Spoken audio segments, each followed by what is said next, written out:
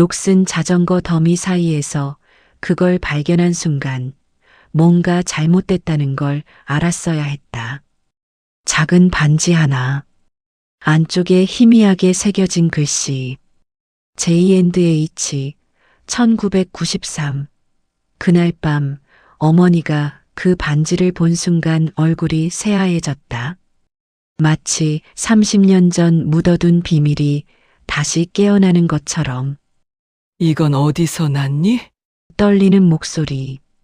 그 순간 나는 알았다. 이 반지에는 우리 가족의 숨겨진 과거가 담겨 있다는 것을. 오늘의 사연을 시작하기 전에 무료로 하실 수 있는 구독과 좋아요 한번 눌러주시면 사연을 전해드리는데 큰 힘이 됩니다. 우리들의 이야기 채널을 찾아주신 분들께 감사드리고 우리 삶의 인생 이야기를 통해 감동과 여운을 전달해 드릴게요. 사연 시작합니다. 내 이름은 한도윤. 올해 32살이다. 서울 외곽의 작은 골목에서 고물상을 운영하고 있다. 별거 아닌 일이다. 남들이 버린 물건을 받아서 필요한 사람에게 파는 일. 하지만 나름 보람은 있다. 누군가에겐 쓰레기였던 물건이 다른 누군가에겐 보물이 되니까. 그날도 평범한 수요일 오후였다. 3월의 찬 바람이 가게 앞 간판을 흔들고 있었다. 새롬 고물상이라는 낡은 간판. 어머니가 20년 전에 만들었다는 그 간판이다. 페인트가 벗겨지고 녹이 슬었지만 아직도 제 역할을 하고 있다. 나는 오전부터 들어온 재활용품을 정리하고 있었다. 깨진 전자제품, 녹슨 자전거, 오래된 가구들. 대부분 쓸모없어 보이지만 가끔 쓸만한 물건들이 섞여 있다. 그게 이 일의 묘미라면 묘미다. 아저씨, 이거 얼마예요? 중학생으로 보이는 아이가 헌 자전거를 가리키며 물었다. 3만 원. 아이는 잠시 망설이더니 고개를 저었다. 너무 비싸요. 그리고는 가게를 나갔다. 뭐 어쩔 수 없지. 장사가 늘 잘 되는 건 아니니까. 오후 2시쯤 트럭 한 대가 가게 앞에 멈춰섰다. 재활용품 수거업체 차량이었다. 한도윤 씨 가게 맞죠? 네, 맞습니다. 운전사가 트럭 뒤를 열었다. 각종 고물들이 무질서하게 쌓여 있었다. 오늘 물량 많네요. 이번 주에 집 한 채를 비웠거든요. 다 가져가실 수 있죠? 물론이죠. 나는 트럭에서 물건들을 하나씩 내리기 시작했다. 낡은 식탁, 깨진 유리창, 녹슨 연장들. 대충 봐도 쓸모없는 것들이 대부분이었다. 하지만 이게 내일이니까. 버려진 것들에게 마지막 기회를 주는 일. 그런데 마지막 박스를 내리던 순간이었다. 박스가 기울어지면서 안에 든 물건들이 바닥에 쏟아졌다. 낡은 시계, 깨진 액자, 녹슨 장신구들. 그 중에서 작은 반지 하나가 햇빛에 반짝였다. 이건 이상한데. 나는 반지를 집어들었다. 생각보다 무게가 있었다.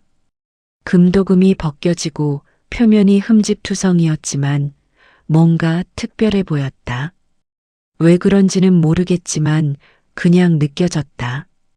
이 반지에는 이야기가 있다는 것을. 반지를 들여다봤다. 안쪽에 희미한 글씨가 새겨져 있었다. J&H 1993. 이니셜과 연도. 누군가의 약혼 반지였나? 아니면 결혼기념일 선물? 1993년이면 벌써 30년도 넘었다. 그 오랜 시간 동안 이 반지는 어떤 사연을 품고 있었을까? 아저씨, 뭐 좋은 거 나왔어요? 운전사가 물었다. 아, 아니에요. 그냥 낡은 반지 하나요. 나는 반지를 주머니에 넣었다. 왠지 그냥 버리기는 아까운 느낌이었다. 그럼 이만 갈게요. 대금은 내일 입금해 드리겠습니다. 네, 수고하세요. 트럭이 떠나고 나서 나는 다시 반지를 꺼내봤다.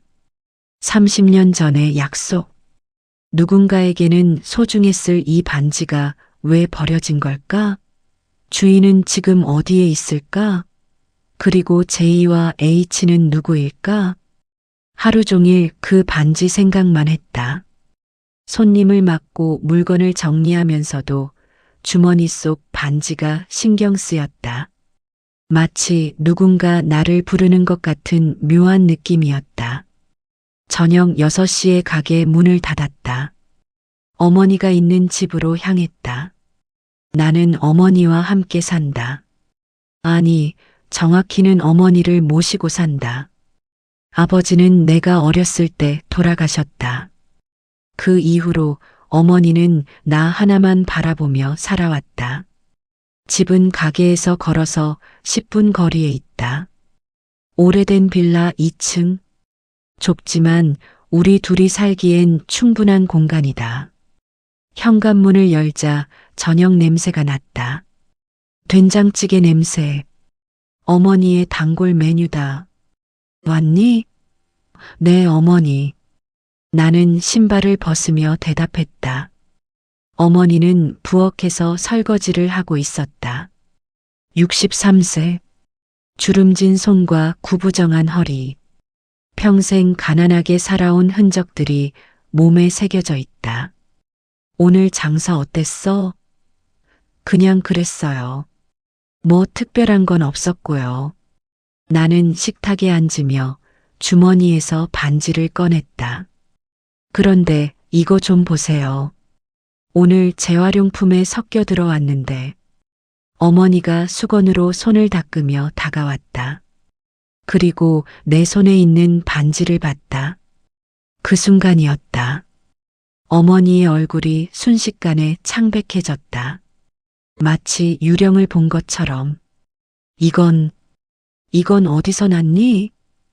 어머니의 목소리가 떨렸다. 전에 한 번도 들어본 적 없는 그런 떨림이었다. 재활용품에 있었어요. 왜요? 뭐 하세요? 어머니는 반지를 더 자세히 들여다봤다. 그리고는 안쪽 각인을 봤을 때 손이 떨리기 시작했다. 도윤아. 네. 이 반지 어느 집에서 온 거니? 잘 모르겠는데요. 수거업체에서 가져온 거라서. 왜 그러세요? 어머니는 한참 동안 반지를 들여다보다가 조심스럽게 내게 돌려줬다. 하지만 그 눈빛은 평소와 달랐다. 두려움과 슬픔이 섞여 있었다. 이 반지는 버려야 해. 네. 왜요? 그냥 버려. 팔지도 말고 보관하지도 마. 어머니의 단호한 목소리. 이런 어머니는 처음 봤다. 도대체 왜 그러시는 거예요? 이거 뭔가 아시는 거예요? 아무것도 아니야. 그냥 기분이 나빠서 그래. 빨리 버려. 어머니는 더 이상 대답하지 않고 부엌으로 돌아갔다. 하지만 나는 봤다. 어머니의 손이 계속 떨리고 있는 것을. 그리고 눈가에 맺힌 눈물을. 그날 밤 나는 잠을 이룰 수 없었다. 침대에 누워서 천장만 바라봤다. 반지는 책상 위에 놓여 있었다. 가로등 불빛에 반사되어 희미하게 빛났다. 어머니의 반응이 이상했다. 단순한 낡은 반지 하나에 왜 그렇게 놀랐을까? 그리고 왜 버리라고 했을까? 분명히 뭔가 아는 게 있다. 하지만 말해주지 않았다. J&H 1993. 이 글씨가 어머니에게는 무슨 의미일까? 30년 전 1993년. 그때 어머니는 33살이었다. 내가 태어난 해이다. 그 시절에 무슨 일이 있었던 걸까? 궁금증이 점점 커졌다. 이 반지의 주인을 찾아야 할 것 같았다. 어머니가 말해주지 않는다면 내가 직접 찾아야 한다. 왠지 이 반지에는 우리 가족의 숨겨진 과거가 담겨 있는 것 같았다. 새벽 2시가 넘어서야 잠이 들었다. 꿈속에서 누군가 나를 부르는 소리가 들렸다. 흐릿한 목소리였지만 분명히 누군가 도움을 청하고 있었다. 찾아줘. 제발, 찾아줘. 그 목소리에 잠에서 깼다. 식은땀이 등을 적시고 있었다. 다음 날 아침 나는 결심했다. 이 반지의 주인을 찾기로. 어머니가 뭐라 하든 상관없이. 왠지 모르게 이 반지를 그냥 버릴 수는 없었다. 누군가에게는 소중한 기억이었을 테니까. 그리고 어쩌면 이 반지가 우리 가족의 비밀을 풀어줄 열쇠가 될지도 모른다는 예감이 들었다. 30년 전의 약속. 이제 그 진실을 찾아 나설 시간이다. 다음 날 아침 나는 일찍 일어나 반지를 다시 들여다봤다. 햇빛에 비춰보니 각인이 더 선명하게 보였다. J&H 1993. 이 글씨에는 분명히 이야기가 있다. 부엌에서 어머니가 아침 준비를 하고 있었다. 설거지하는 소리가 들렸다. 나는 반지를 주머니에 넣고 식탁에 앉았다. 어머니, 오늘 이 반지 주인 찾아보려고요. 내가 말을 꺼냈다. 어머니의 손이 멈췄다. 그리고는 천천히 돌아섰다. 도윤아, 그러지 마. 왜요? 누군가에게는 소중한 물건일 텐데요. 그냥 버리는 게 나아. 어머니의 목소리에 간절함이 묻어났다. 도대체 왜 그러세요? 어제부터 계속 이상하시잖아요. 나는 조금 답답했다. 어머니는 한참을 망설이다가 고개를 저었다. 그냥 기분이 나빠서 그래. 오래된 물건은 억울한 사연이 있을 수도 있으니까. 그래도 주인에게 돌려드리는 게 맞잖아요. 도윤아. 어머니가 내 손을 잡았다. 그 손이 차가웠다. 제발 그 반지는 잊어버려. 응? 하지만 나는 이미 마음먹었다. 이 반지에는 분명히 중요한 의미가 있다. 그리고 어머니가 아는 뭔가가 있다. 바로 그것 때문에라도 나는 찾아야 했다. 가게를 열고 나서 나는 수거업체에 전화를 걸었다. 혹시 어제 가져오신 물건들 어느 집에서 온 건지 알 수 있을까요? 그게 왜요? 운전사가 물었다. 중요한 물건이 섞여 있어서요. 주인에게 돌려주고 싶은데. 아, 그거요. 잠깐만요. 잠시 후 그가 대답했다. 강남 쪽 오래된 저택이었어요. 집 주인이 돌아가셔서 유품 정리하는 거였다던데. 혹시 주소나 이름 같은 거 아세요? 그건 좀 곤란한데요. 개인정보라서 부탁드립니다. 정말 중요한 일이에요. 내가 간곡하게 부탁했다. 운전사는 한참을 고민하더니 작게 한숨을 쉬었다. 알았어요. 근데 이건 우리끼리만 아는 거예요. 당연하죠. 감사합니다. 그가 알려준 주소를 메모했다. 강남구 어딘가의 대저택이라고 했다. 그리고 집주인의 성함은 한재호. 2년 전에 돌아가신 분이라고 했다. 한재호. 그럼 반지의 H는 이분일까? 그렇다면 J는 누구지?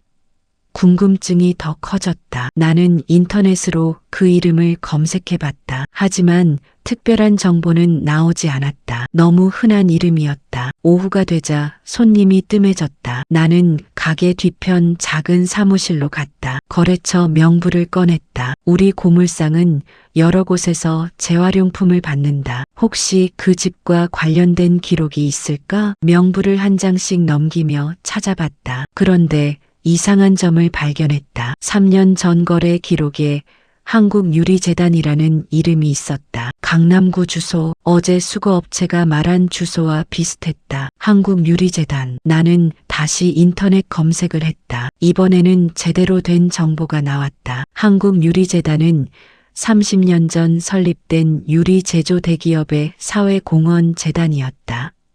그리고 현재 명예회장은 윤정화 74세 한국유리산업의 선구자, 평생을 독신으로 살았다는 기록이 있었다. 사진도 있었다. 단정한 정장 차림의 노년 여성, 날카로운 눈빛이 인상적이었다. 혹시 이분이 반지와 관련이 있는 걸까?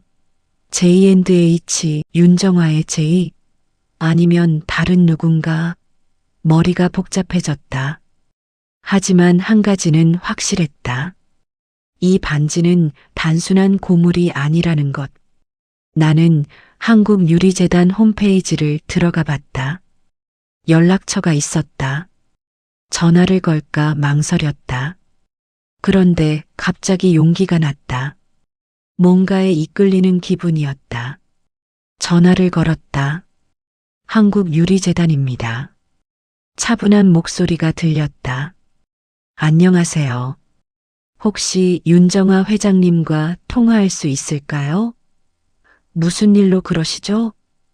개인적으로 전해드릴 게 있어서요. 어떤 건데요? 비서로 보이는 사람이 물었다. 나는 잠시 망설이다가 말했다. 오래된 반지를 찾았습니다. 혹시 회장님과 관련이 있을 것 같아서요. 전화 너머가 조용해졌다. 그러다가 비서가 다시 말했다. 어떤 반지인데요? 1993년 각인이 있는 금반지입니다. J와 H 이니셜이 새겨져 있고요. 또 침묵이 흘렀다. 이번에는 좀 길었다. 그리고 비서의 목소리가 약간 떨리는 것 같았다. 잠시만 기다려주세요. 몇 분이 지났을까? 다른 목소리가 들렸다. 나이든 여성의 목소리였다. 하지만 힘이 있었다. 윤정화입니다. 방금 말씀하신 반지 어디서 구하신 겁니까? 심장이 빨리 뛰었다. 회장 본인이 직접 전화를 받다니 재활용품에 섞여 있었습니다. 혹시 회장님 거 그 반지 안쪽에 뭐가 새겨져 있죠? 윤정화의 목소리가 급해졌다. J&H 1993이요. 전화 너머에서 숨소리가 들렸다. 긴 침묵 끝에 그녀가 말했다. 어디서 만날 수 있겠습니까? 제가 직접 찾아뵙겠습니다. 내일 오후 3시 재단 사무실로 오세요. 주소는 비서가 문자로 보내드리겠습니다. 알겠습니다. 전화가 끊겼다. 나는 한참을 멍하니 앉아 있었다. 방금 무슨 일이 일어난 걸까? 윤정화 회장이 반지를 알고 있다. 그것도 확실하게. 1993년. 30년도 더 된 일인데 왜 이렇게 반응하는 걸까? 그날 밤 집에 돌아가니 어머니가 소파에 앉아 있었다. TV는 켜져 있었지만 화면을 보고 있지 않았다. 그냥 멍하니 앉아 있었다. 어머니, 저 내일 한국유리재단 가요. 내가 말했다. 어머니의 얼굴이 하얗게 질렸다. 거기를 왜? 반지 주인이 거기 있는 것 같아요. 윤정화 회장님이라고. 윤정화. 어머니가 그 이름을 천천히 되뇌었다. 그리고는 눈을 감았다. 그분을 만나려고? 네. 내일 오후에 약속 잡았어요. 어머니는 한참을 아무 말도 하지 않았다. 그러다가 조용히 말했다. 조심해라. 무슨 말씀이세요? 그냥 조심하라고. 더 이상 대답하지 않았다. 나는 방으로 들어가 반지를 다시 꺼냈다. 작은 반지 하나. 하지만 이 작은 물건이 거대한 파문을 일으키고 있었다. 어머니도 윤정아 회장도 모두 이 반지를 알고 있다. 30년 전의 비밀. 내일이면 알 수 있을까? J와 H가 누구인지, 그리고 왜 이 반지가 버려졌는지. 잠자리에 누웠지만 잠이 오지 않았다. 가슴이 두근거렸다. 불안함과 기대감이 뒤섞여 있었다. 이 반지를 발견한 순간부터 내 인생이 바뀌기 시작했다. 그것을 본능적으로 알 수 있었다. 그리고 어쩌면 이것은 단순히 반지를 돌려주는 일이 아닐지도 모른다. 내 인생에, 어머니의 인생에, 그리고 윤정아 회장의 인생이 모두 얽혀 있는 무언가. 새벽녘 희미한 빛이 창문으로 들어올 때까지 나는 깨어 있었다. 반지를 손에 쥔 채로 내일이면 모든 게 시작될 것이다. 다음 날 오후 2시 나는 강남으로 향했다. 지하철을 갈아타고 또 갈아탔다. 고물상 청년이 가기엔 너무 먼 곳이었다. 하지만 발걸음이 가벼웠다. 뭔가 중요한 일을 하고 있다는 느낌이 들었다. 한국유리재단 건물은 생각보다 웅장했다. 유리로 만든 외벽이 햇빛을 반사하며 반짝였다.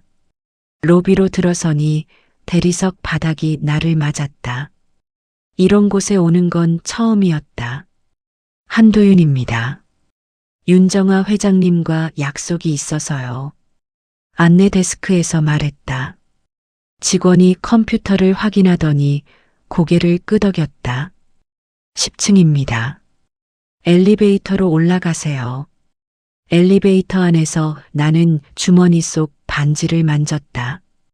차가운 금속이 손에 닿았다. 긴장됐다. 74세의 재벌 회장을 만나는 일이 쉬울 리 없었다. 10층 문이 열리자 비서가 기다리고 있었다. 중년의 남성이었다. 이쪽으로 오세요. 그가 안내했다. 긴 복도를 지나 회장실 앞에 섰다. 잠시만 기다려주세요.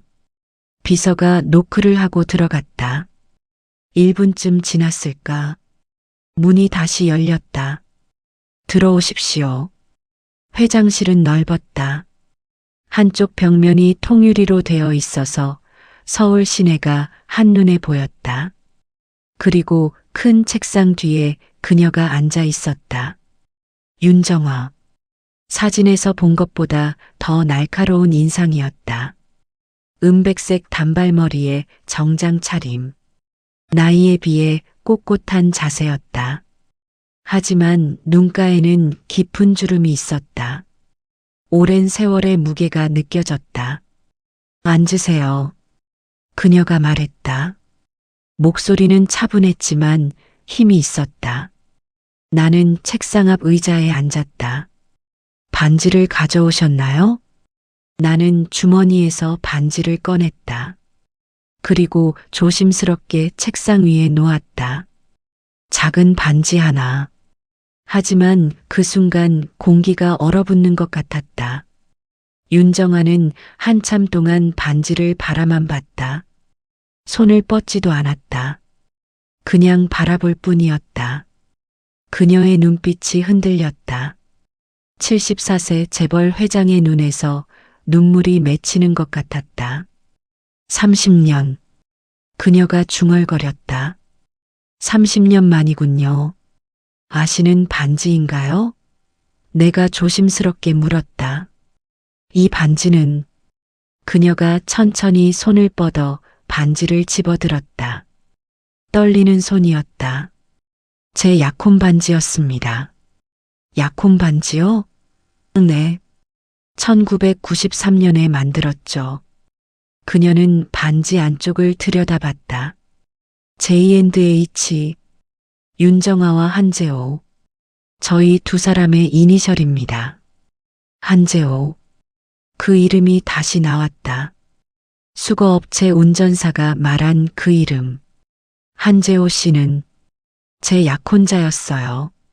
아니, 약혼자가 될 예정이었죠. 윤정화의 목소리가 떨렸다. 하지만 그분은 1993년에 돌아가셨습니다. 공기가 무거워졌다. 나는 아무 말도 할 수 없었다. 어떻게 돌아가신 건가요? 한참 만에 물었다. 화재였어요. 그녀가 창밖을 바라보며 말했다. 별장에 불이 났습니다. 재호 씨는 그 안에서 더 이상 말을 잇지 못했다. 죄송합니다. 슬픈 기억을 꺼내드려서. 아니에요. 그녀가 고개를 저었다. 오히려 고맙습니다. 이 반지를 다시 볼 수 있게 해주셔서. 윤정아는 반지를 손바닥에 올려놓고 한참을 바라봤다. 화재 이후 이 반지를 찾지 못했어요. 잿더미 속에서 사라진 줄 알았죠. 그런데 어떻게? 재활용품에 섞여 있었습니다. 재활용품에? 그녀의 눈빛이 날카로워졌다. 어느 집에서 온 건가요? 수거업체에서 들은 얘긴데요. 강남 쪽 오래된 저택이라고 하더라고요. 집주인이 돌아가셔서 유품 정리 중이었다고. 혹시 그 집 주소를? 윤정아가 급하게 물었다. 나는 메모해둔 주소를 보여줬다. 그녀의 얼굴이 창백해졌다. 그곳은? 그녀가 중얼거렸다. 재호 씨가 살던 집이에요. 네. 한재호 씨의 집이었어요. 그분이 돌아가신 후에는 동생이 관리했는데 작년에 그 동생도 세상을 떠났죠. 퍼즐이 맞춰지기 시작했다. 한재호의 집에서 나온 반지. 화재에서 사라진 줄 알았던 약혼 반지. 그렇다면 이 반지는 어떻게 그 집에 있었던 걸까? 이상하네요. 내가 말했다. 화재 현장에서 사라졌다면 왜 그 집에 있었던 걸까요? 저도 모르겠습니다. 윤정아가 고개를 저었다. 당시 경찰 조사에서도 이 반지는 발견되지 않았어요. 침묵이 흘렀다. 둘 다 뭔가 이상하다는 걸 느끼고 있었다. 화재에서 사라진 반지가 30년 만에 나타나다니. 혹시? 내가 조심스럽게 물었다. 당시 화재 상황을 아시나요? 제가 직접 본 건 아닙니다. 그녀가 말했다. 경찰 조사 결과만 들었죠. 어떤 내용이었나요? 전기 누전으로 인한 화재. 재호 씨는 그 안에서 의식을 잃고. 그녀의 목소리가 떨렸다. 발견됐을 때는 이미 늦었습니다. 다른 사람은 없었나요? 그 별장에? 가정부가 한 명 있었다고 들었어요. 하지만 그 사람은 불이 나기 전에 나갔다고 하더군요. 윤정아 회장은 말끝을 흐렸다. 그런데 가정부 그 단어에 뭔가 걸렸다. 왠지 중요한 것 같았다. 그 가정부 이름은 박은영이었던 것 같은데. 윤정아가 기억을 더듬었다. 확실하진 않지만. 박은영. 나는 숨이 멎는 것 같았다. 그건 우리 어머니 이름이었다. 박은영이요? 내 목소리가 떨렸다. 네. 왜요? 윤정아가 나를 쳐다봤다. 아, 아닙니다. 나는 침착하려고 애썼다. 흔한 이름이라서요. 하지만 머릿속이 복잡했다. 어머니가 32년 전 윤정화의 가정부였다고? 그리고 한재호가 죽은 화재 현장에 있었다고? 그래서 어제 반지를 보고 그렇게 놀랐던 건가? 내가 입을 열었다. 혹시 그 가정부 그 이후에 어떻게 됐는지 아세요? 모릅니다. 윤정아가 고개를 저었다. 사라졌어요. 화재 다음 날부터 연락이 안 됐죠. 경찰도 찾지 못했고 어머니가 사라졌다. 32년 전에 화재가 난 다음 날 모든 게 이상했다. 왜 도망갔을까? 무엇 때문에? 이 반지는 윤정아가 말했다. 제게 주시겠습니까? 당연하죠. 원래 회장님 거니까요. 감사합니다. 그녀는 반지를 소중히 쥐었다. 30년 만에 되찾은 추억. 한 가지만 더 여쭤봐도 될까요? 내가 물었다. 네, 말씀하세요. 당시 회장님은 어디 계셨나요? 저는 서울 병원에 있었어요. 몸이 좋지 않아서. 다음 날 재호 씨를 만나러 가려던 참이었죠. 그녀의 눈에 후회가 어렸다. 하루만 일찍 갔더라면. 나는 더 이상 묻지 못했다. 그녀의 고통이 느껴졌다. 30년을 혼자 살아온 이유를 알 것 같았다. 도와주셔서 감사합니다. 윤정아가 일어서며 말했다. 이 은혜는 잊지 않겠습니다. 아닙니다. 당연한 일을 했을 뿐이에요. 재단 건물을 나오면서 나는 혼란스러웠다. 어머니가 그 화재와 관련이 있다. 그리고 무언가를 숨기고 있다. 집으로 돌아가면 물어봐야 했다. 진실이 뭔지. 재단을 나와 지하철을 타고 가는 동안 머릿속이 복잡했다. 어머니가 30년 전 윤정화의 가정부였다니. 그리고 화재 다음 날 사라졌다니. 도대체 무슨 일이 있었던 걸까? 집에 도착하니 어머니는 부엌에서 저녁을 준비하고 있었다. 등이 구부정했다. 평소보다 더 늙어 보였다.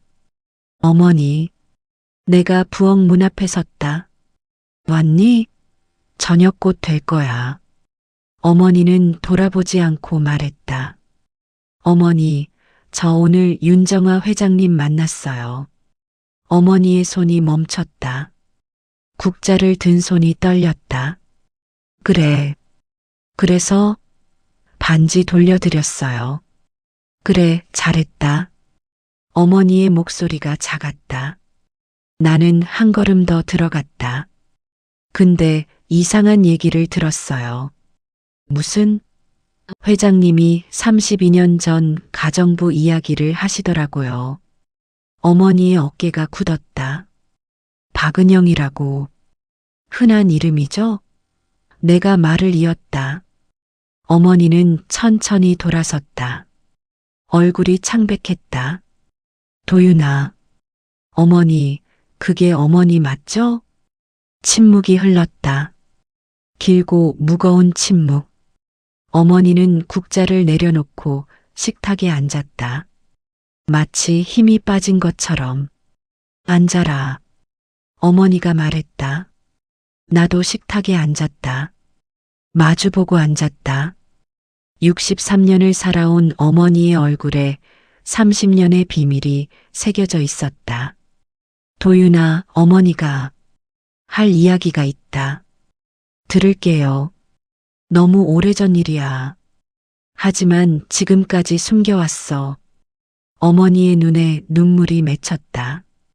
1993년 나는 윤정아 씨 댁에서 일했어. 가정부였지. 그럼 정말. 그래. 내가 그 집 가정부 박은영이 맞다. 어머니가 고개를 끄덕였다.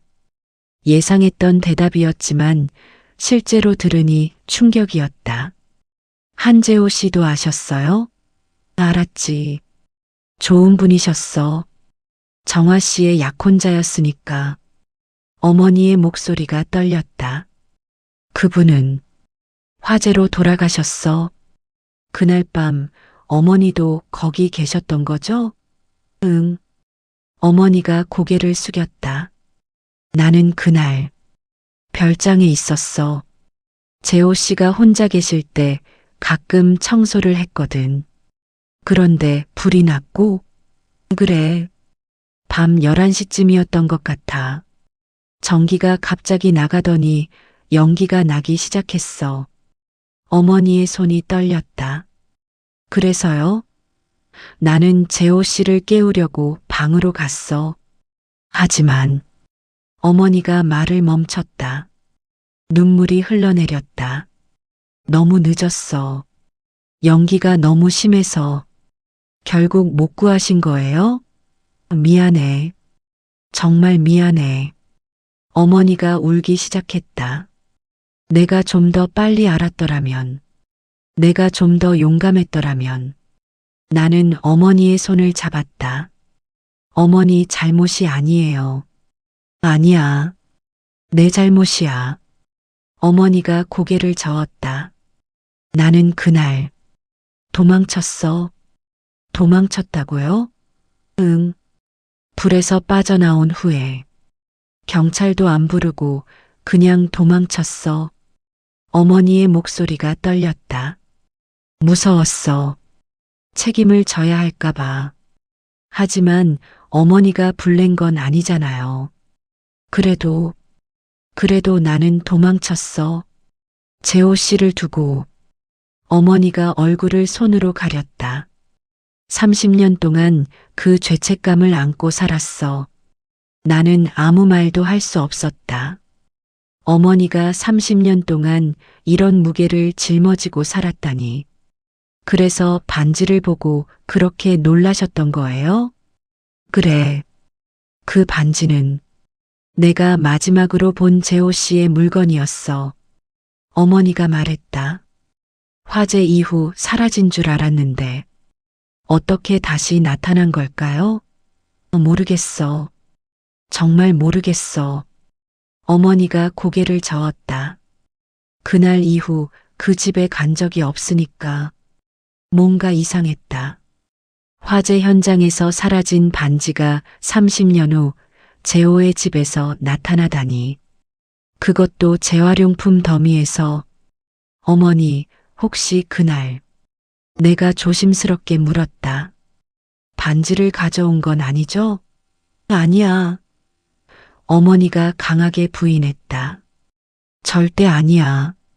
나는 아무것도 안 가져왔어. 그럼 누가? 모르겠어. 정말 모르겠어. 어머니가 혼란스러워했다.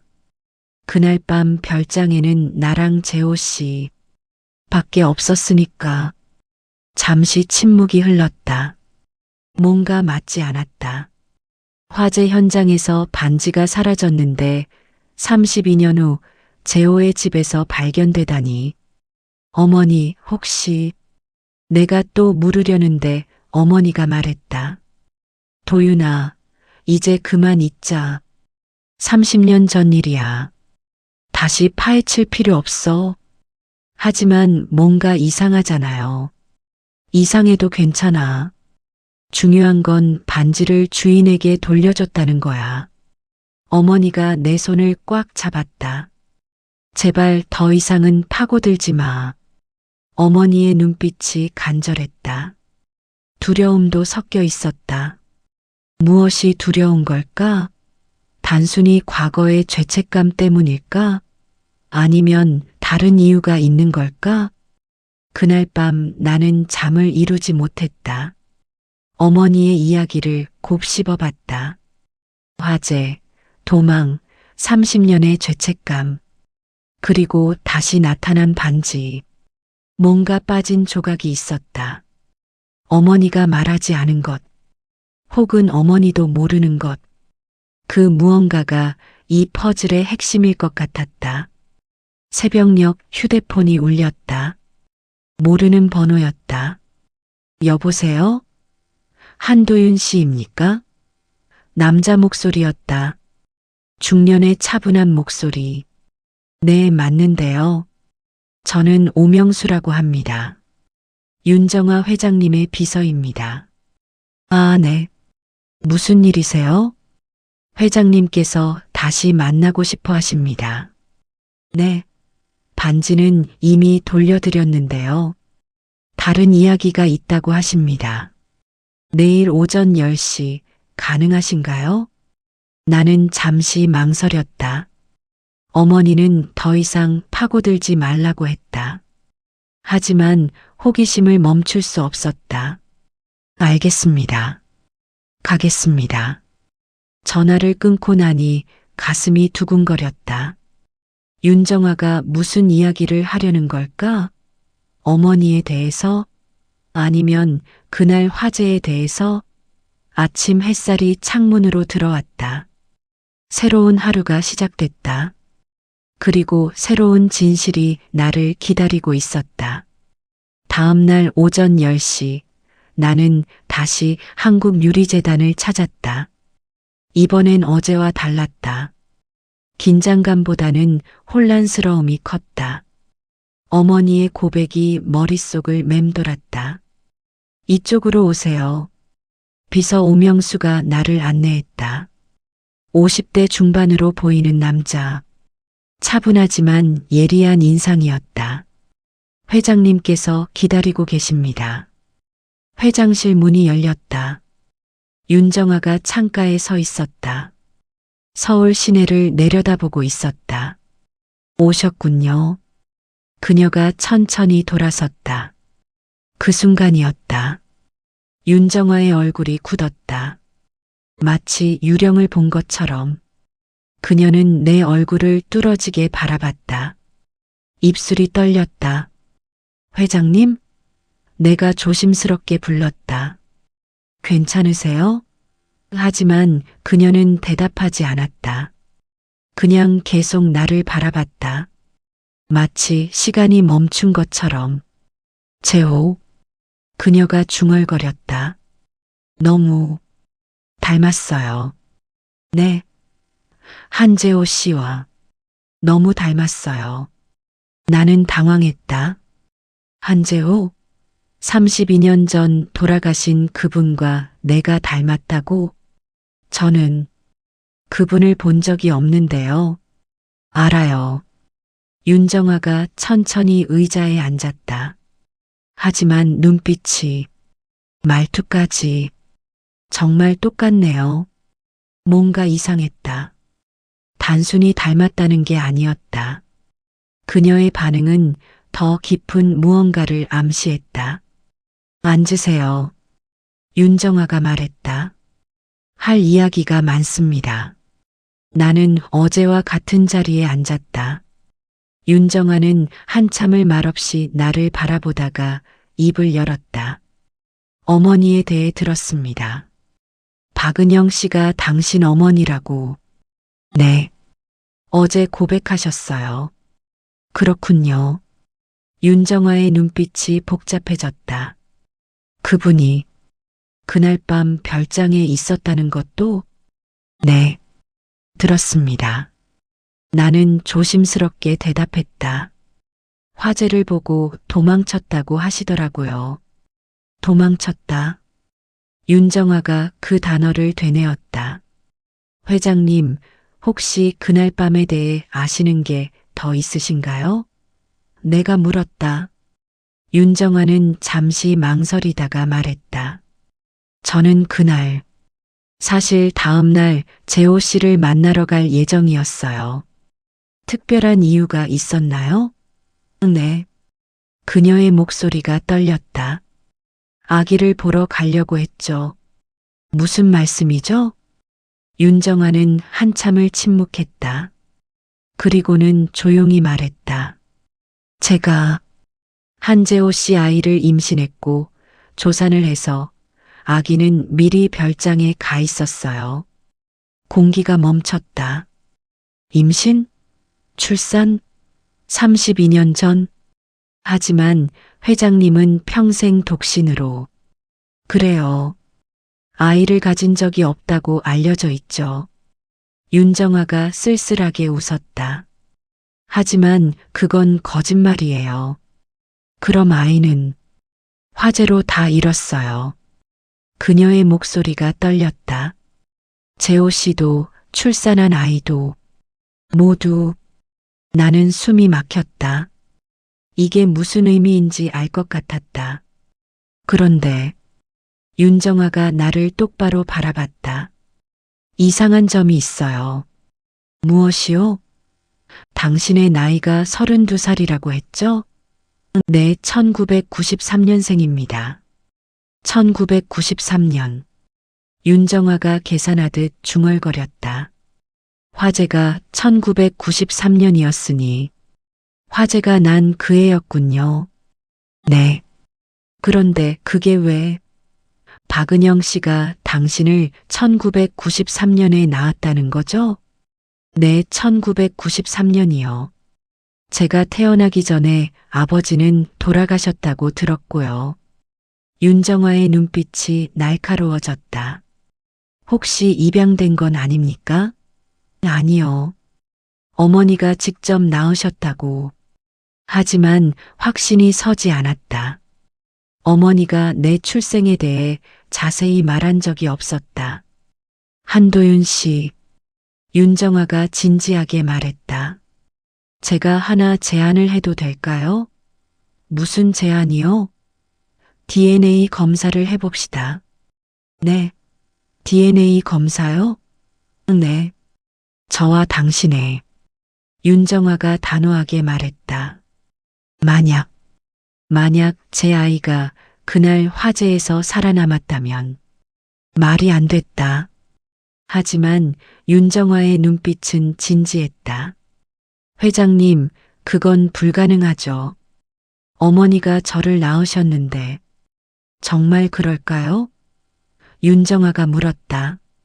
박은영 씨가 정말 당신을 낳았을까요? 그 질문이 가슴에 박혔다. 어머니가 거짓말을 했을까? 나를 낳지 않았을까? 생각해 보세요. 윤정아가 말을 이었다. 화재 다음 날 사라진 가정부. 그리고 그의 갑자기 나타난 아기. 그것도 출산 2개월 차였던 저의 아이가 사라진 후에. 하지만 제가 1993년 10월생이라고요. 출생신고는 언제 됐습니까? 윤정아가 물었다. 나는 말문이 막혔다. 출생신고 날짜를 확인해 본 적이 없었다. 한도윤 씨, 만약. 윤정아의 목소리가 떨렸다. 만약 당신이 제 아들이라면. 말도 안 되는 소리였다. 하지만 퍼즐이 맞춰지기 시작했다. 어머니의 이상한 반응. 반지를 보고 놀란 것. 32년의 죄책감. 제가 회장님의 확실하지 않아요. 윤정아가 손을 저었다. 하지만 가능성은 있어요. 당신의 얼굴이 너무 닮았어요. 재호 씨와. 나는 혼란스러웠다. 내가 윤정아의 아들, 한재호의 아들. 그럼 어머니는 왜 나를 데려갔을까? 왜 32년 동안 숨겼을까? DNA 검사 결과가 나오면 알 수 있을 거예요. 윤정아가 말했다. 저도 확신하고 싶어요. 제 아이가 살아있는지. 알겠습니다. 나는 대답했다. 검사하죠. 다른 선택이 없었다. 진실을 알아야 했다. 내가 누구인지, 어머니가 왜 그랬는지, 재단을 나와 집으로 돌아가는 길 머리가 복잡했다. 만약 정말로 내가 윤정아의 아들이라면, 그럼 어머니는 나를 납치한 걸까? 아니면 구한 걸까? 집에 도착했을 때 어머니는 없었다. 메모만 있었다. 저녁 준비해뒀어. 늦을 것 같아. 평범한 메모. 하지만 이제는 모든 게 의심스러웠다. 나는 방으로 들어가 출생증명서를 찾았다. 오래된 서류 뭉치 속에서 발견했다. 내가 알고 있는 출생은 1993년 10월 15일. 하지만 출생신고 날짜는 1993년 12월 1일이었다. 출생 후 1달 반이나 지나서 신고됐다. 왜? 보통은 바로 신고하지 않나? 혹시 어머니가 시간이 필요했던 걸까? 나를 데려온 후 출생신고를 위해 휴대폰이 울렸다. 윤정아였다. 내일 오전 병원에서 검사하시죠. 제가 주소 보내드리겠습니다. 네, 알겠습니다. 전화를 끊고 나니 가슴이 두근거렸다. 내일이면 진실을 알게 될까? 내가 정말 누구인지 모든 게 바뀔 것 같았다. 내 인생이, 정체성이, 모든 것이 DNA 검사를 한 지 이틀이 지났다. 결과는 일주일 후에 나온다고 했다. 그 일주일이 너무 길게 느껴졌다. 매일매일이 고문 같았다. 어머니는 내가 뭔가 이상하다는 걸 눈치챘다. 도윤아, 무슨 일 있니? 걱정스러운 목소리로 물었다. 아니요. 아무것도 아니에요. 거짓말이었다. 사흘째 되는 날 밤 나는 결심했다. 더 이상 참을 수 없었다. 어머니와 제대로 이야기해야 했다. 어머니, 물어볼 게 있어요. 어머니가 설거지하던 손을 멈췄다. 뭔데? 제 출생증명서 봤어요. 그 말에 어머니의 얼굴이 굳었다. 출생신고가 한 달 반이나 늦었더라고요. 왜죠? 그건 어머니가 말을 더듬었다. 그때 사정이 복잡해서. 어떤 사정이요? 나는 다그쳤다. 어머니, 제가 정말 어머니가 낳은 게 맞아요? 침묵이 흘렀다. 길고 무거운 침묵. 어머니는 천천히 돌아섰다. 얼굴이 창백했다. 도윤아, 그게 무슨... 대답해 주세요. 내 목소리가 떨렸다. 제가 누구예요? 어머니의 눈에 눈물이 맺혔다. 도윤아, 제발이요. 진실을 말해주세요. 나는 간절했다. 제가 윤정아 회장님의 아들인가요? 어머니가 비틀거리며 의자에 앉았다. 어떻게 회장님이 말씀하셨어요. 1993년에 임신하셨다고. 그리고 화재로 아기를 잃었다고 생각하셨다고. 그분을 다시 만났구나. 어머니가 힘없이 말했다. 네. 그리고 DNA 검사했어요. 뭐라고? 어머니가 고개를 번쩍 들었다. 결과는 일주일 후에 나와요. 나는 말했다. 그래서 묻는 거예요. 제가 정말 어머니 아들이 맞냐고. 어머니는 한참을 아무 말도 하지 않았다. 그리고는 조용히 울기 시작했다. 미안해. 정말 미안해. 그럼 정말. 내 목소리가 떨렸다. 제가 어머니가 낳은 게 아닌 거예요? 아니야. 어머니가 고개를 저었다. 너는 내가 낳지 않았어. 세상이 무너지는 것 같았다. 예상했던 대답이었지만 실제로 듣는 건 달랐다. 그럼 저는 누구예요? 너는 정아 씨의 아들이야. 어떻게? 그날 밤 어머니가 떨리는 목소리로 말했다. 화재가 났을 때 나는 별장 안으로 들어갔어. 재호 씨를 구하려고. 그런데요? 재호 씨는 이미 돌아가신 후였어. 어머니가 눈물을 흘렸다. 하지만 방 한쪽에서 울음소리가 들렸어. 제가? 응, 너였어. 갓 태어난 아기였지. 어머니의 목소리가 떨렸다. 정아 씨가 그날 밤 별장에 와서 출산했나 봐. 혼자서. 말이 안 됐다. 혼자 출산을요? 응. 아마 조산이었던 것 같아. 재호 씨를 만나러 왔다가 어머니가 고개를 저었다. 화재가 나서 정아 씨는 대피했고 너는 남겨진 거야. 그럼 어머니는? 나는 너를 안고 나왔어. 어머니가 말했다. 정아 씨는 의식을 잃고 쓰러져 있었고 나는 그냥 도망쳤어. 왜요? 무서웠어. 어머니가 얼굴을 감쌌다. 재호 씨는 죽었고 집은 불타고 있었고 내 품에는 갓난아기가. 그래서 저를 데려간 거예요? 응. 나는 내가 죽을까봐 두려웠어. 어머니가 울었다. 정화 씨가 깨어나도 아기를 찾을 수 없을 거라고 생각했어. 그래서 내가 키우기로 했어. 32년 동안? 응. 32년 동안 내 아들로. 어머니가 내 손을 잡았다. 미안해. 정말 미안해. 하지만 난 너를 정말로 사랑했어. 나는 손을 뿌리쳤다. 사랑이요? 거짓말로 키운 게 사랑이에요? 도윤아, 제 진짜 어머니는 32년 동안 저를 찾았을 거예요. 알아. 어머니가 흐느꼈다. 하지만 난 돌이킬 수 없었어. 시간이 지날수록 더 어려워졌어. 그래서 평생 거짓말하신 거예요? 미안해. 제발 용서해줘. 어머니가 무릎을 꿇었다. 하지만 난 정말 너를 사랑했어.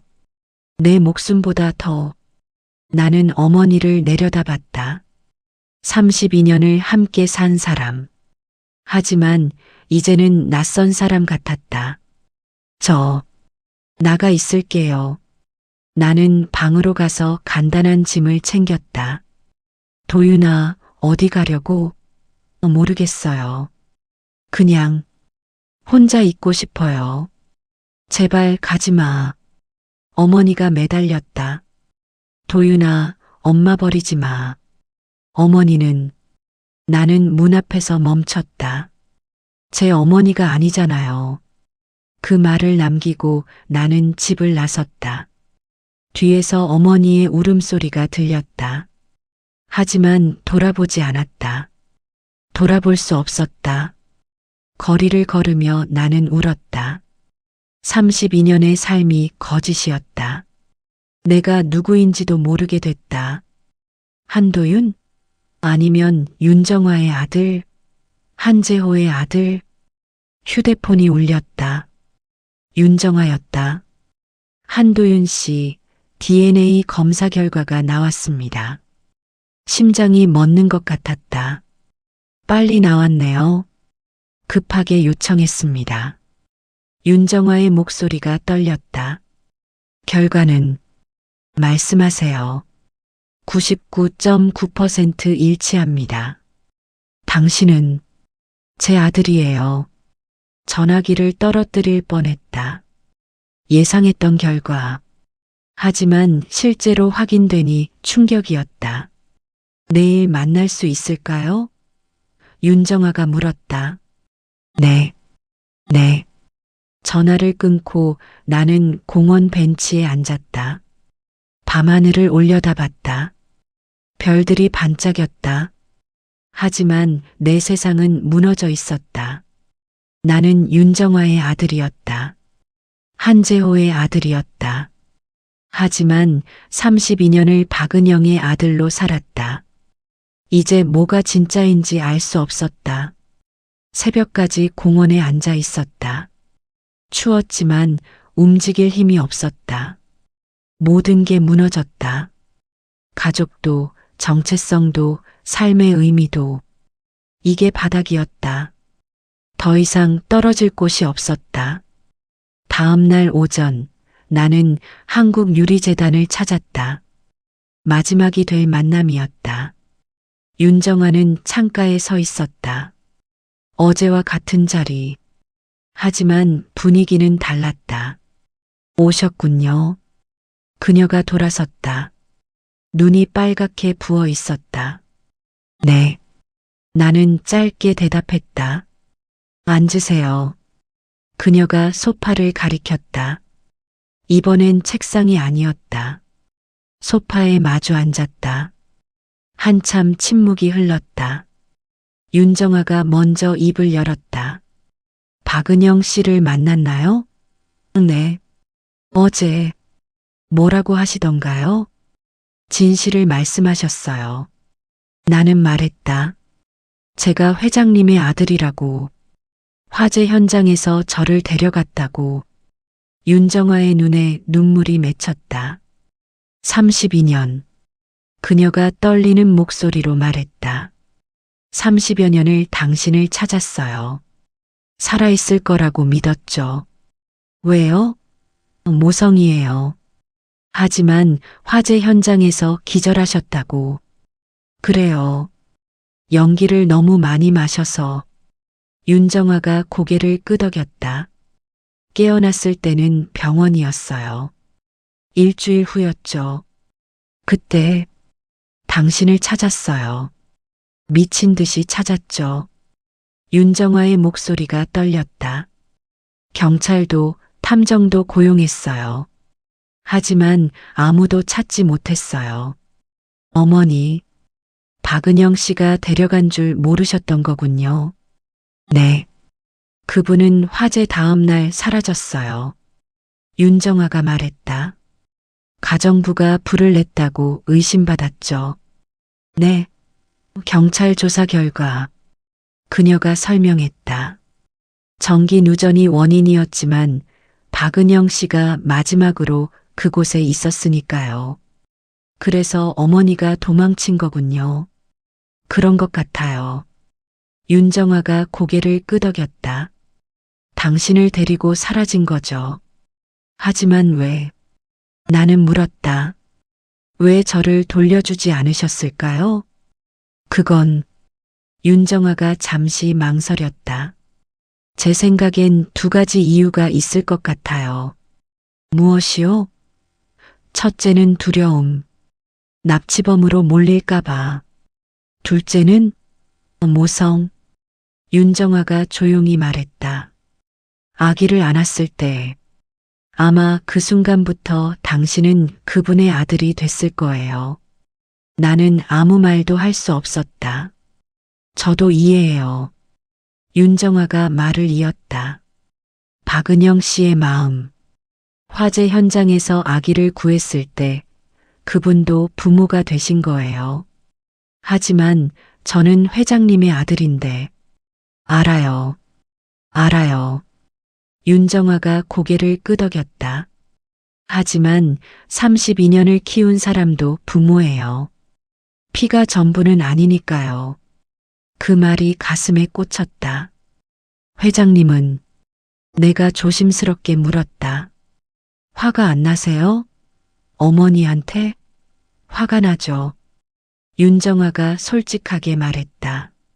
30년을 빼앗겼으니까. 하지만 동시에 감사해요. 감사하다고요?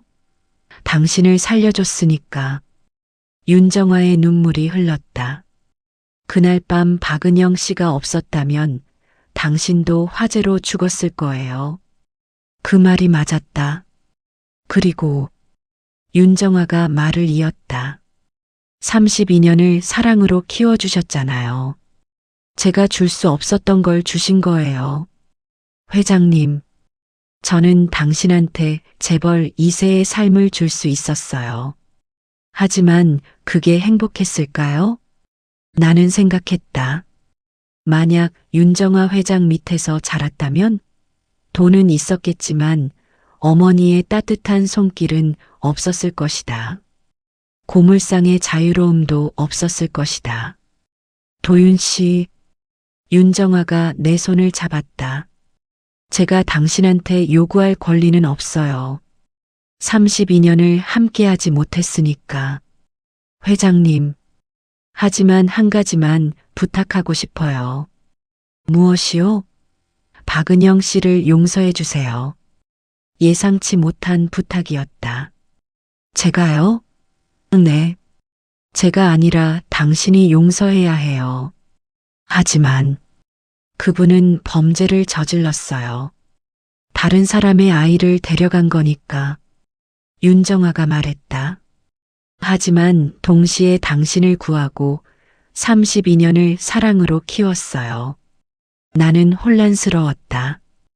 회장님은 고소 안 하시는 거예요? 안 해요. 윤정아가 단호하게 말했다. 그분 때문에 당신이 살아있으니까. 그게 가장 중요해요. 하지만 30여 년을 그래요, 아파요. 윤정아가 눈물을 닦았다.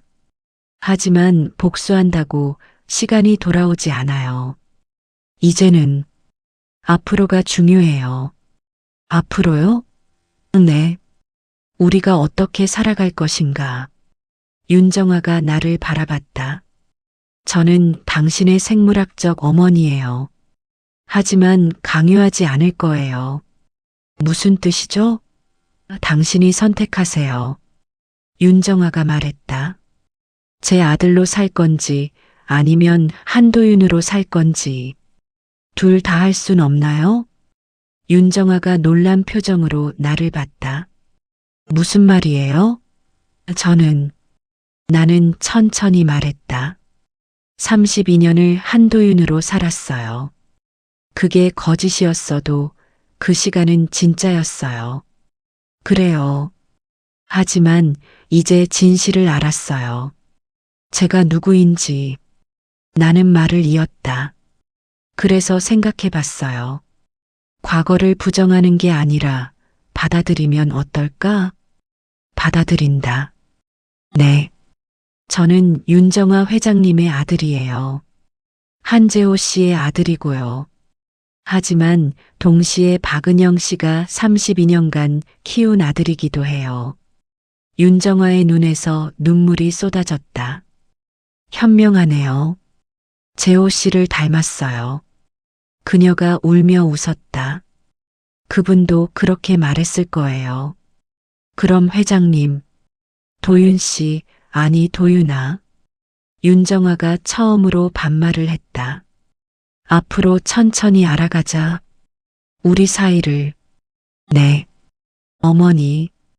그 단어가 어색했지만 틀리지 않았다. 윤정아가 울음을 터뜨렸다. 30여 년을 기다린 그 단어. 우리는 한참을 함께 울었다. 잃어버린 30년에 대해. 하지만 동시에 다시 찾은 인연에 대해서도. 한 가지만 더 물어봐도 될까? 내가 물었다. 뭐든지. 아버지. 한재호 씨에 대해 알고 싶어요. 윤정아가 미소 지었다. 많이 닮았어. 눈빛도 말투도. 정말요? 응. 그분은 따뜻한 사람이었어. 윤정아가 추억에 잠겼다. 항상 다른 사람을 먼저 생각했지. 당신처럼. 저요? 박은영 씨를 용서하려는 마음. 그게 바로 재호 씨 같아. 나는 아버지가 궁금했다. 한 번도 만난 적 없는 사람. 하지만 내 안에 살아있는 사람. 천천히 이야기해 줄게. 윤정아가 약속했다. 아버지에 대해서, 우리 가족에 대해서 감사합니다. 어머니, 이번엔 덜 어색했다. 윤정아가 내 손을 꽉 잡았다. 32년 만에 모자 상봉. 늦었지만 이제라도 찾은 인연. 재단을 나서며 나는 생각했다. 이제 박은영 어머니를 만나야 한다. 용서를 전하기 위해. 그리고 감사를 전하기 위해. 32년의 사랑을 위해. 모든 퍼즐이 맞춰졌다. 진실이 밝혀졌다. 이제 남은 건 치유와 화해. 그리고 새로운 시작이었다. 윤정아와의 만남 후 사흘이 지났다. 나는 집으로 향했다. 어머니를 만나러. 아니, 박은영 씨를 만나러. 아직도 무엇이 맞는 호칭인지 헷갈렸다. 현관문을 열었다. 집은 조용했다. 어머니, 부엌으로 갔다. 어머니는 식탁에 앉아 있었다. 마치 나를 기다린 것처럼. 하지만 고개를 들지 않았다. 어머니, 다시 불렀다. 그제야 고개를 들었다. 얼굴이 초췌했다. 사흘 동안 울었을 것 같았다. 도윤아, 떨리는 목소리였다. 이야기 좀 할 수 있을까요? 나는 맞은편에 앉았다. 어머니는 고개를 끄덕였다. 눈물이 계속 흘렀다. 미안해. 정말 미안해. 알아요. 나는 조용히 말했다. 윤정아 회장님한테 다 들었어요. 그분을 만났구나. 네. DNA 검사도 했고요. 그래서 어머니가 떨리며 물었다. 날 고소할 거니? 아니요. 나는 고개를 저었다. 회장님도 안 하신대요. 어머니가 놀란 표정을 지었다. 왜? 제가 살아있으니까요. 그게 가장 중요하다고 하셨어요. 어머니가 흐느끼기 시작했다. 너무 감사해. 어머니. 나는 어머니의 손을 잡았다. 32년 동안 저를 키워주셔서 감사해요. 도윤아. 진짜예요. 거짓말로 시작됐어도 그 사랑은 진짜였잖아요. 어머니가 울음을 터뜨렸다. 고마워. 정말 고마워. 하지만 나는 말을 이었다. 이제 진실을 받아들여야 해요. 저는 윤정아 회장님의 아들이에요. 알아. 알아. 어머니가 고개를 끄덕였다. 넌 그분께 돌아가야 해. 돌아간다기보다는 나는 조심스럽게 말했다. 알아가는 거예요. 저를 낳아주신 분을. 그래. 당연해. 어머니가 눈물을 닦았다. 그분이 내 친엄마니까. 하지만 나는 어머니를 똑바로 바라봤다. 어머니도 제 엄마예요. 어머니의 눈이 커졌다. 뭐라고? 32년을 함께 살았잖아요. 그게 거짓이었어도 그 시간은 진짜였어요. 나는 말을 이었다. 그러니까 저한텐 두 분의 엄마가 계신 거예요. 어머니가 내 손을 꽉 잡았다. 정말 그렇게 생각해도 돼? 네. 그래야 저도 괜찮아요. 나는 웃었다. 한 분만 선택하면 너무 아프거든요. 도윤아. 어머니가 나를 끌어안았다. 사랑해. 정말 사랑해. 저도요, 어머니. 우리는 한참을 안고 울었다. 30년의 비밀. 하지만 진짜였던 사랑. 일주일 후 나는 윤정화에게 부탁했다. 박은영 어머니를 만나주실 수 있을까요? 윤정화는 망설였다. 꼭 필요한가? 네. 두 분이 화해해야 저도 편해요. 알겠어. 윤정화가 동의했다. 아들을 위해서라면. 다음 날 재단 회의실에서 세 사람이 만났다. 박은영 어머니는 떨고 있었다. 윤정화는 차분했다. 나는 긴장했다. 앉으세요.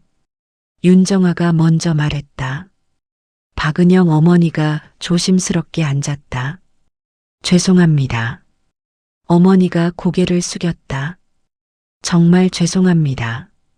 고개 드세요. 윤정화가 말했다. 어머니가 천천히 고개를 들었다. 저는 화가 났어요. 32년을 빼앗긴 게 죄송합니다. 하지만 윤정화가 말을 이었다. 감사하기도 해요. 도윤이를 살려주셨으니까. 어머니의 눈에 눈물이 맺혔다. 그리고 윤정화가 나를 바라봤다. 32년을 사랑으로 키워주셨죠. 제가 못해준 걸 해주셨어요. 회장님, 그러니 감사합니다. 박은영 어머니가 울기 시작했다. 죄송합니다. 정말 죄송합니다. 이제 됐어요. 윤정화가 손을 내밀었다. 우리 도윤이를 위해 협력해요. 어머니가 떨리는 손으로 악수했다. 두 어머니, 한 아들. 이상한 가족이었지만 이게 우리의 모습이었다. 6개월이 흘렀다. 나는 여전히 고물상을 운영했다. 하지만 이제는 윤정화의 지원을 받았다. 사업을 확장했다. 재활용 사업으로 일주일에 2번은 재단을 방문했다. 윤정아와 점심을 먹었다. 아버지 한재호에 대한 이야기를 들었다. 내 뿌리에 대해 배웠다. 그리고 매일 저녁은 박은영 어머니와 함께 먹었다. 어머니는 여전히 미안해했다. 하지만 이제는 웃기도 했다. 우리는 치유되고 있었다. 어느 날 저녁 윤정아가 집으로 찾아왔다. 처음이었다. 박은영 어머니는 긴장했다. 어서 오세요. 떨리는 목소리로 말했다. 오랜만이네요. 윤정아가 미소 지었다. 초대해 주셔서 감사해요. 세 사람은 식탁에 앉았다. 어색했지만 따뜻했다. 박은영 씨, 윤정아가 말했다. 제가 하나 드릴 게 있어요. 네. 윤정아는 작은 상자를 꺼냈다. 열어보니 목걸이였다. 이건 재호 씨가 제게 준 거예요. 윤정아가 설명했다. 하지만 이제 당신이 가지세요. 도윤이를 살려준 감사의 표시로. 박은영 어머니가 눈물을 흘렸다. 받을 수 없어요. 받으세요. 윤정아가 미소 지었다. 우리 가족이니까. 그날 밤 나는 오래된 반지를 꺼냈다. 모든 것의 시작. J&H 1993 한재호와 윤정아의 약혼 반지. 이 작은 반지가 32년의 비밀을 풀었다. 반지를 보며 생각했다. 진짜 가족이란 뭘까? 피, 시간, 사랑, 아마 다일 것이다. 윤정아는 나를 낳았다. 박은영은 나를 키웠다. 둘 다 내 어머니였다. 이제 나는 안다. 가족은 선택하는 것이 아니라 받아들이는 것이라고. 완벽하지 않아도 상처가 있어도 그래도 함께하는 것이라고. 반지를 다시 상자에 넣었다. 이제 이 반지는 증오의 상징이 아니었다.